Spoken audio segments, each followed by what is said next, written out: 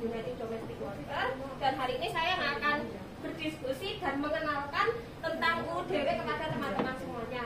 Dan semoga harapan kami dengan perkenalan UUDW kepada teman-teman semuanya ini membawa dampak yang positif dan bermanfaat untuk teman-teman semuanya di masa depan. Sekian dan terima kasih. Keuntungan dari berserikat itu selain untuk diri kita sendiri, sebagai pegangan kita sendiri, juga untuk membantu teman-teman di sekitar kita yang membutuhkan, terutama ya. Walaupun teman-teman tersebut mungkin tidak sadar bahwa mereka itu butuh bantuan, tapi setidaknya jika kita melihat teman kita membutuhkan bantuan, kita bisa langsung membantu mereka. Itulah gunanya serikat dan solidaritas. Nah, materi hari ini tentang memperkuat solidaritas dan pemberdayaan pekerja migran Indonesia melalui serikat. Nah, ini adalah teman-teman UUDW ya. Ini kita ini ketika melakukan outreach ya, Mbak Ratih. Itu persiapan. Saya belum masuk sana. Nah, tentang serikat, tentang UUDW. Apa sih UUDW? Mungkin ada yang mau bantu baca, Mbak Vina, silahkan. Nomor 1 ya, tentang UUDW. UUDW adalah Serikat Pekerja Rumah Tangga Bersatu yang telah terdaftar dan disahkan oleh Register of Trade Union (RTU) dari Lebor, Departemen Hong Kong pada tanggal 26 Februari 2020 dengan nomor register TU 1400. Nah, sejak 26 Februari tahun 2020, jadi kurang lebih sudah 2 tahun serikat ini berdiri dengan nomor register. Ini berarti sudah legal ya, di Hong Kong ini sudah legal karena sudah mempunyai nomor register TU 1400. Nah, berdirinya sebuah serikat tidak kurang dari sebuah visi misi. Karena apa? Visi misi adalah pijakan pertama ataupun akar berdirinya sebuah serikat ataupun organisasi, bahkan itu komunitas. Nah, visinya mungkin Mbak Ketut bisa bantu baca untuk visinya, boleh, silakan. Visinya 1. Mewujudkan serikat yang mandiri, adil, sejahtera, dan bermartabat bagi pekerja rumah tangga migran dan keluarganya. 2. Menumbuhkan kesadaran pekerja rumah tangga migran akan hak dan perlindungan mereka. Nah, ini nih yang penting, visi misi kita ini terutama ya untuk kita sendiri, yaitu mewujudkan serikat yang mandiri, adil, sejahtera, bermartabat bagi pekerja rumah tangga migran dan keluarganya. Minimal ini untuk kita sendiri.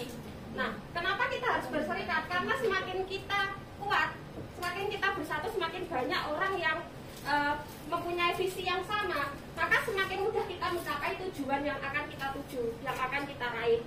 Menumbuhkan kesadaran PRT migran akan hak dan perlindungan. Kita di sini juga harus sadar, kita punya hak, kita punya perlindungan, kita punya payung hukum yang melindungi kita apabila majikan ataupun agensi melakukan pelanggaran yang merugikan kita. Terus untuk misinya, Mbak Siti, silakan coba. Misinya 1. Wadah pemberdayaan, kemajuan, dan kebersamaan pekerja rumah tangga migran. Yang kedua, komitmen memperjuangkan hak pekerja rumah tangga migran.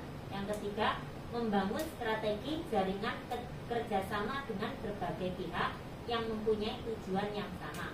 4. Meningkatkan solidaritas antar anggota pekerja rumah tangga migran. Jadi yang pertama, wadah pemberdayaan. Jadi pekerja migran di sini selain menerima informasi dan edukasi tentang hukum ketenagaan kerjaan, hak dan kewajiban, tapi juga kita berdayakan, kita kembangkan agar menjadi PMI yang lebih maju ya. Lalu komitmen memperjuangkan hak pekerja rumah tangga migran. Nah, ini dengan cara memberikan bekal edukasi, pembelajaran, dan juga informasi-informasi, apalagi informasi itu yang terupdate, karena sewaktu-waktu kebijakan dari pemerintah Hong Kong pun bisa berubah-ubah, seperti ketentuan dari Association Agency yang Mbak Rati kemarin kan katanya masih mau diupdate terkait COP itu.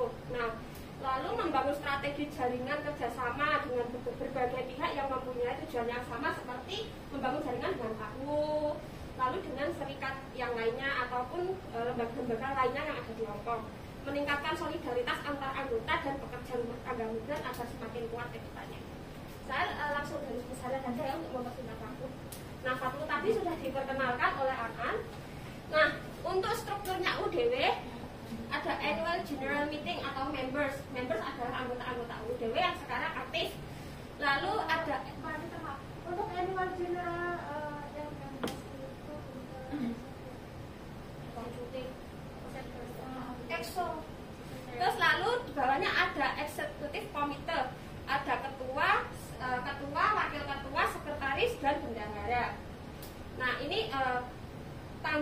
Agustus UUDW akan mengadakan 14 ya. 14 Agustus akan mengadakan restruktur perekrutan pemilihan pengurus baru atau pergantian pengurus ya pada tanggal 14 Agustus. Masih direncanakan, nanti akan dikabari perkembangannya.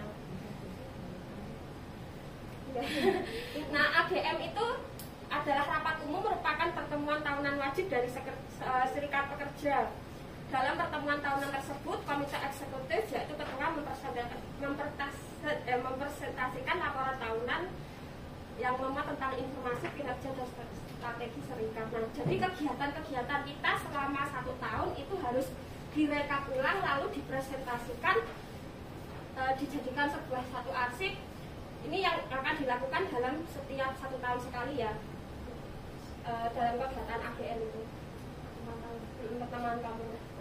Nah, komite eksekutif, biar nggak ngantuk, coba baca mungkin Mbak Hayati, silahkan dibaca Mbak. Komite eksekutif adalah semua orang yang membentuk atau mengatur komite eksekutif serikat, yaitu pejabat atau pegawai di bawah undang-undang serikat buruh. Oke, terima kasih Mbak. Mungkin langsung saja ya, garis besarnya komite eksekutif yaitu yang membentuk atau mengatur komite eksekutif serikat, yaitu pejabat atau pengurus di bawah undang-undang serikat buruh.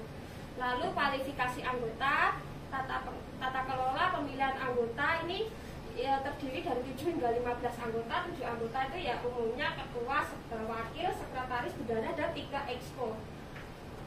Lalu pemilihan pemegang jabatan dan masa jabatan komite eksekutif yaitu 2 tahun. Masa jabatannya 2 tahun. Jadi ya yang sudah menjabat sejak 2020 tahun ini akan ganti jabatan ya, bisa ganti jabatan.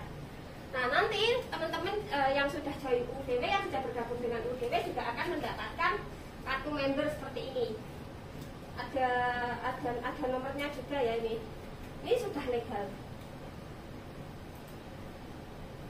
Nah, struktur kepengurusan serikat pekerja kurang lebih tidak jauh beda ya dengan organisasi atau komunitas lainnya yang ada di Hong Kong maupun di Indonesia, yaitu ada ketua, wakil, sekretaris, dan bendahara dengan tugasnya masing-masing ya. Itu cukup berat sekretaris.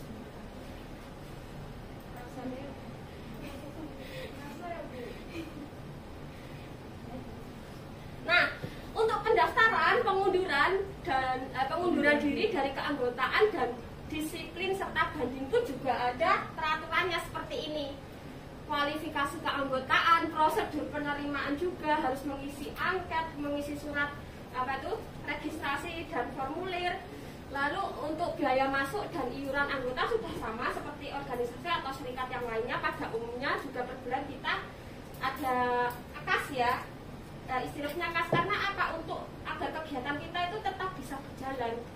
Karena lalu tanggung jawab anggota ini nanti ada kita akan diberikan suatu kertas ya, kertas ADART, yaitu berisi tanggung jawab anggota dari seluruh profesi dan jabatan yang dipegang. Nah, penghentian keanggotaan pun juga ditulis dalam tata tertib. Pengunduran diri dari keanggotaan yang ingin menarik keanggotaan harus memberikan pemberitahuan tertulis penghentian keanggotaan serikat pekerja. Nah, ini yang penting, kehilangan hak atas hak dan manfaat anggota. Seorang anggota yang lebih dari 3 bulan tetapi tidak lebih dari 6 bulan menunggak iuran tahunan atau salah satu dari semua pungutan lainnya akan kehilangan hak dan manfaat keanggotaan. Ada kegiatan tertentu yang wajib memakai dana, maka dana tersebut digunakan untuk keperluan organisasi. Jadi dari kita, untuk saudara kita, juga untuk kebaikan kita semuanya. Iya, ya. Itu oke. Nah, ini yang penting, ini pentingnya berserikat bagi pekerja migran di Hong Kong. Mbak siapa belum? Mbak Ayu, silahkan dibantu untuk membaca. Nomor 1.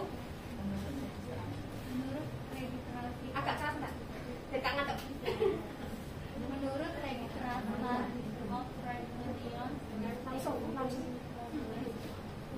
Serikat pekerja adalah kombinasi objek utama yang dibawa peraturannya mengatur hubungan antara karyawan dan pengusaha atau antara karyawan dan karyawan atau antara majikan dan majikan.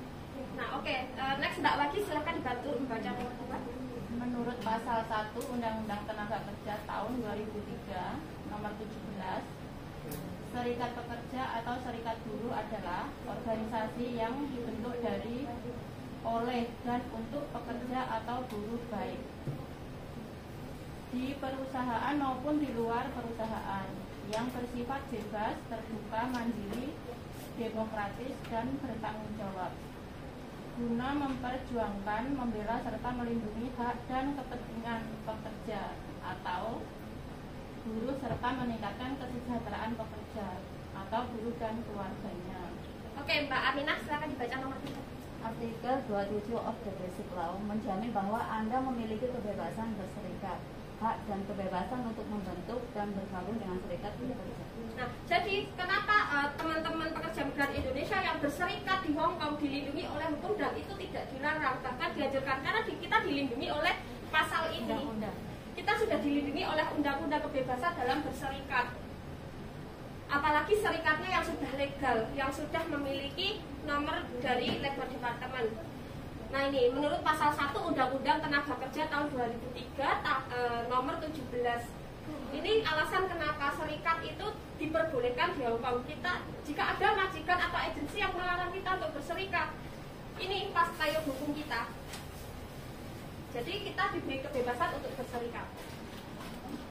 Siapakah buruh migran Indonesia ya? Teman-teman rata-rata sudah tahu ya, siapa sih buruh migran Indonesia?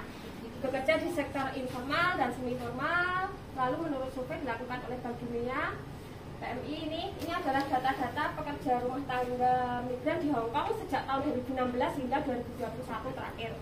Mengalami penurunan yang lumayan drastis ya, mungkin karena efek pandemi, jadi tidak terlalu banyak yang dikirim ke Hong Kong. Nah, tujuan berserikat.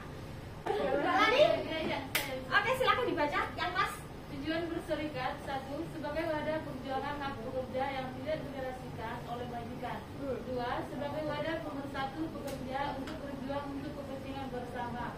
Yang ketiga, sebagai tempat pekerja memikirkan bersama persoalan baik yang dihadapi sendiri maupun bersama.